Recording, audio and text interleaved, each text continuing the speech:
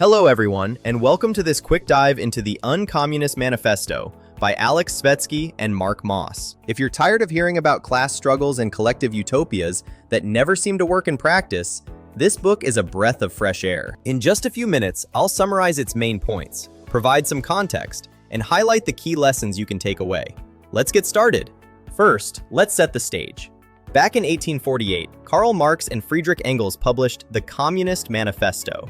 It frames society as a permanent battle between the oppressed proletariat, the workers, and the exploitative bourgeoisie, the capitalists. It calls for the abolition of private property, centralized control of production, and a classless society enforced by the state. Fast forward to the modern era, and Alex Svetski and Mark Moss decided it was time for a direct rebuttal. In 2022, they released their manifesto, flipping the philosophy to champion individual freedom and private property. The authors argue that current problems like wealth inequality and inflation are distortions created by centralized power. They bring in modern tools like Bitcoin to illustrate how technology can restore real economic liberty and protect savings. Chapter 1: Static versus Dynamic Classes.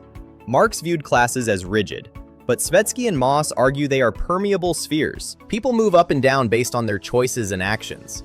Human history is a story of adaptation and innovation. Chapter 2: The Competent Individual.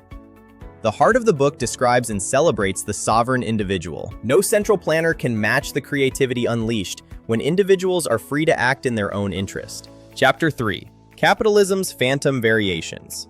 Here, the authors distinguish genuine free markets from cronyism. Bitcoin is presented as honest, apolitical money that cannot be debased by governments or central banks. Chapter 4: The Individual and the State. The final chapter calls for a radically limited state. The state's proper role is minimal: protect life, liberty, and property, so individuals can pursue their own flourishing. So what are the big takeaways you can apply right now? First, embrace individual responsibility. Your future is not locked by birth or class. Focus on building competence and taking ownership of your outcomes. Protect private property and family. These are the foundations of motivation and long-term planning. Support sound money and voluntary exchange. Support systems like Bitcoin that reduce centralized control. Liberation of the individual is the real hope for a better world. Feel free to grab a copy of the book and go deeper. Thanks for watching. See you on the next one.